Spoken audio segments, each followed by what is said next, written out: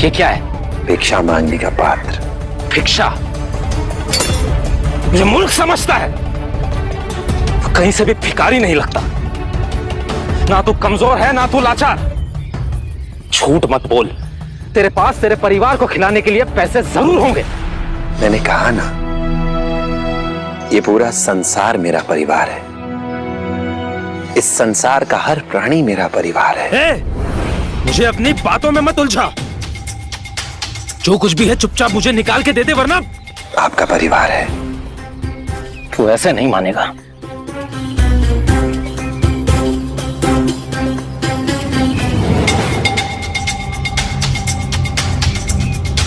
तो सचमुच भिखारी निकला। भिखारी मैंने अपना समय बर्बाद किया। निकल यहां से। क्या है? मेरा पीछा क्यों कर रहे हो? आपने मेरे प्रश्न का उत्तर नहीं दिया। प्रश्न?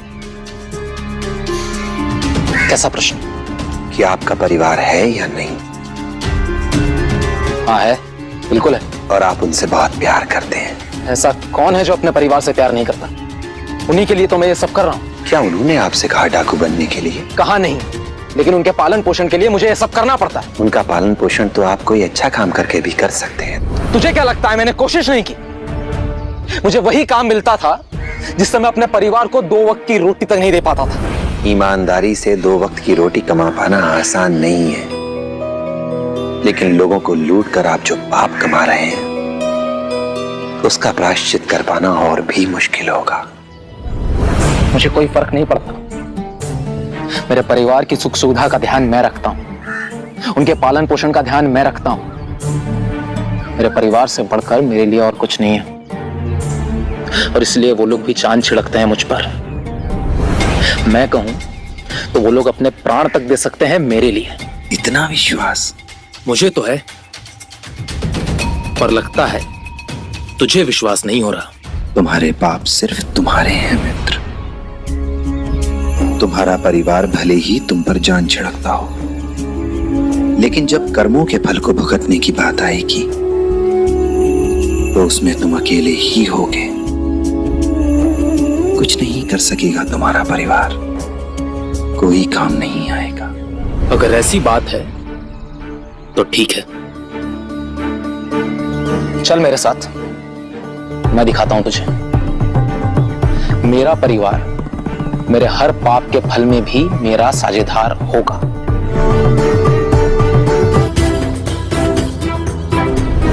फकीर है ना तू, इसलिए मुझे यकीन है कोई देखभाल नहीं करता होगा तेरी, किसी को भी फिक्र नहीं होती होगी तेरी। आज मेरे परिवार से मिलकर तुझे पता चलेगा कि परिवार के सदस्य एक दूसरे के लिए क्या क्या त्याग कर सकते हैं और किस हद तक जा सकते हैं। चल, वो देख, वो है मेरा बेटा, अपने दोस्तों के साथ खेल रहा है। कृष्णा, यहाँ आओ बेटा।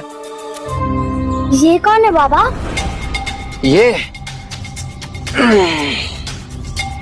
ये मेरा नया साझेदार है। अब हम तुम्हारे लिए और भी ज्यादा चीजें ला पाएंगे। क्या हुआ, तुम खुश नहीं हो?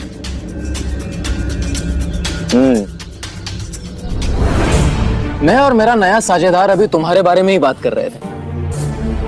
मैं इसे बता रहा था कि तुम मुझसे बहुत प्यार करते हो, पर इसे मेरी बात पे विश्वास ही नहीं है। पूछ जो तू पूछना चाहता है इससे। मेरे पास आओ कृष्णा।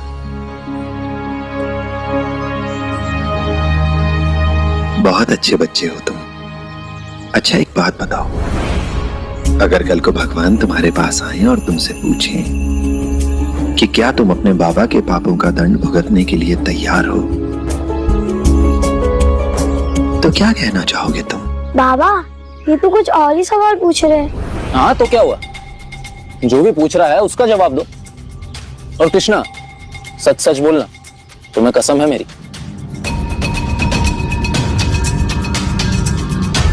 पापों का दंड आज ही ने बताया था मुझे एक बार। पापियों को नरक मिलता है और वहाँ खौलते तेल में पापियों को फेंका जाता है। कांटों के बिस्तर पे सोना पड़ता है। बाबा, मुझे पता है कि आप घर चलाने के लिए चोरी लूटपाट करते हैं। मुझे अपने दोस्तों को भी बताने से डर लगता है कि आप क्या काम करते हैं, क्योंकि मुझे डर है कि वो आपकी सच्चाई जान गए तो मुझसे बात नहीं करेंगे। अब घर जाओ। देखा क्या कहा था मैंने? अरे ये तो बच्चा है, मासूम, नर्क और दंड से डर गया।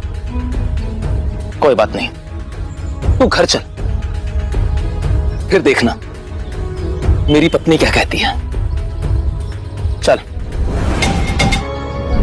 क्या आप वाकई में सच सच जानना चाहते हैं?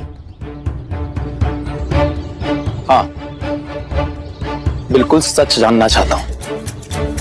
तो फिर सच ये है कि मेरे लिए इससे खुशी की बात और कोई नहीं होगी कि आप बुरा काम छोड़ दें। क्या कहा तुमने? तुम ऐसा कैसे कह सकती हो? क्या तुम वो सब भूल गई जो मैंने सिर्फ तुम्हारे लिए किया? ये धन दौलत, ये सब कैसे भूल सकती हो तुम? जरा देखो खुद को, मेरे दिए सोने से लदे हो तुम। मुझे सब याद है, लेकिन ये मेरी मजबूरी है, क्योंकि आपने मेरे बाबा से झूठ कहा था कि आप किसान हैं, और शादी के बाद सच पता चलने पर मैं और कर भी क्या सकती थी। मैंने इसी जिंदगी को अपनी किस्मत मान लिया, क्योंकि आप जैसे भी है मुझे आप ही के साथ रहना है। अगर आप ईमानदारी की जिंदगी जीते तो मैं इन गहनों के बिना भी ज्यादा खुश रह सकती थी। रूखा सूखा खाते, लेकिन रोज इस डर से तो नहीं मरते। मेरा सुहाग घर से बाहर गया तो है, लेकिन वापस आएगा या नहीं, मैं तो इसी कोशिश में लगी रहती हूँ कि कहीं मेरा कृष्णा भी आपकी राह पर न चला जाए। लेकिन जहां बात आपके कर्म फल भुगतने की है तो माफ कीजिएगा, वो मैं अपने सर कभी नहीं लेना चाहूंगी, क्योंकि आप जो करते हैं वो आपकी अपनी इच्छा से करते हैं।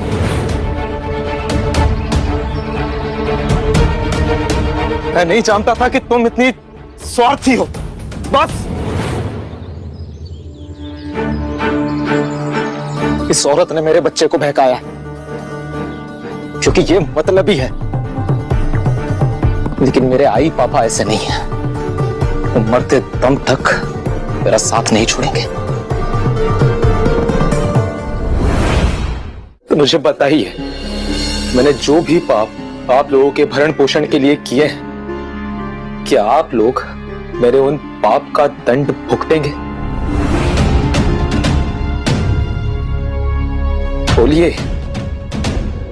बेटा, मैंने तुम्हारी देखभाल तब तक की जब तक तुम अपने पैरों पर खड़े नहीं हो गए।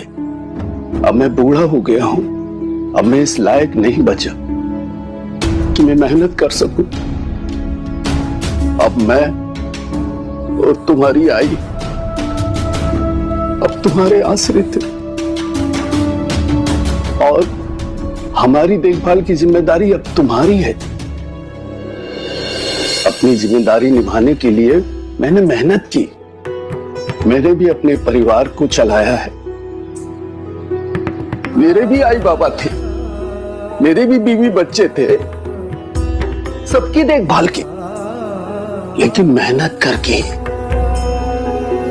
और मैं भी तुमसे यही उम्मीद करता कि भले ही कम पैसे आए, भले ही हम एक वक्त का खाना खाएं, पर चिंता मुक्त तो रहते। तुम्हें गलत रास्ता नहीं चुनना चाहिए था। अब तो हम जीते जी इसी गम के साथ जी रहे हैं कि पता नहीं हमारी परवरिश में कौन सी कहां कैसी कमी रह गई थी कि हमारा बेटा लुटेरा बन गया। अब मरने के दिन जब करीब आए हैं तो तुम चाहते हो कि मरने के बाद भी हमें चैन ना मिले। अपनी जिंदगी में कभी कोई बुरा काम नहीं किया बेटा, ताकि मरने के बाद हमें वैकुंठ धाम मिले। और तुम कह रहे हो कि तुम्हारे पाप में भागीदार बनकर हम अपने मोक्ष का भी द्वार छोड़ दें। आखिर क्या दोष है हमारा? बोलो, क्या दोष है हमारा बेटा?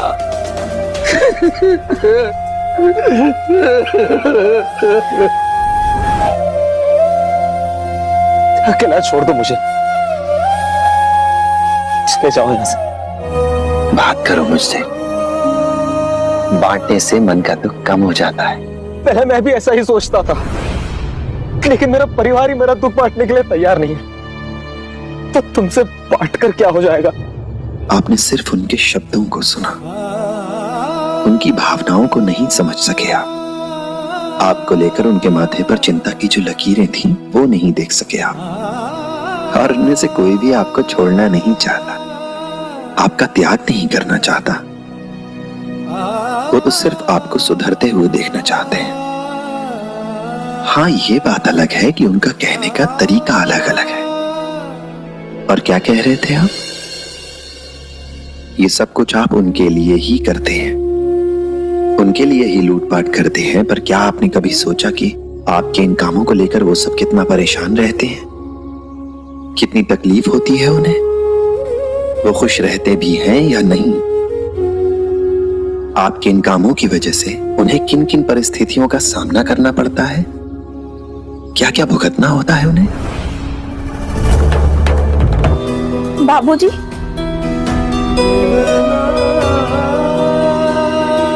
बेटा, आज उसने बहुत सारा सोना लूटा है और मुझे डर है कि कहीं पुलिस उसे ढूंढती हुई यहां न चली आए। और अगर इस बार पकड़ा गया ना, तो अंग्रेजी सरकार उससे फांसी पे चढ़ा देगी।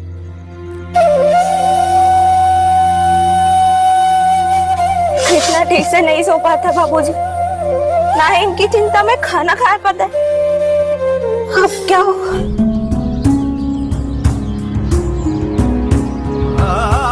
देखा आपने, आपको लेकर आपका परिवार कितना चिंतित रहता है। जब ये सब करने के बाद आप घर आकर आराम से सो जाते हैं, आपका परिवार तब भी आराम नहीं कर पाता है। चैन की नींद नहीं आती उन्हें। हर समय उनके दिमाग में ये विचार दौड़ता रहता है कि पता नहीं कब अंग्रेज सरकार के सिपाही आएंगे और आपको गिरफ्तार कर लेंगे। और जब तक आप घर नहीं लौटते, आपके घर वालों को ये डर रहता है कि कहीं आपको कुछ हो तो नहीं गया। इतना प्यार करने वाले परिवार से केवल इसलिए नाराज हैं क्योंकि उन्होंने आपके पापों के दंड को भुगतने से इनकार कर दिया। जबकि सच तो ये है कि वो आपके पापों का दंड रोज भुगतते हैं, हर दिन, हर पल। आखिर उनकी सबूरी की भी एक सीमा है। सच में मुझे पता नहीं था कि वो लोग इतने दुखी हैं। एक बात बताओ तो, क्या मुझ जैसे लुटेरे को सुधरने का एक मौका नहीं मिल सकता? ईश्वर हमेशा उन लोगों की सहायता करता है जो अच्छे मार्ग पर चलने का प्रयास करते हैं, लौटने का प्रयास करते हैं। श्रद्धा और सबूरी बनाए रखिए,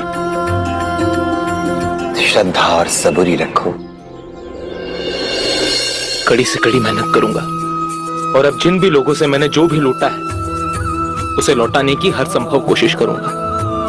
मैं इसी जीवन में अपने पापों का प्रायश्चित करूंगा ताकि मैं अपने परिवार के साथ जिंदगी भर खुशी से रह सकूं। राम जी भला करे। सुनो, तुमने मुझे नया जीवन दिया। ना तो मैं तुम्हें जानता हूं, ना तुम्हारे नाम को, लेकिन जाते जाते इतना तो बता दो, तुम हो कौन? लोग मुझे साई कहते हैं। साईं।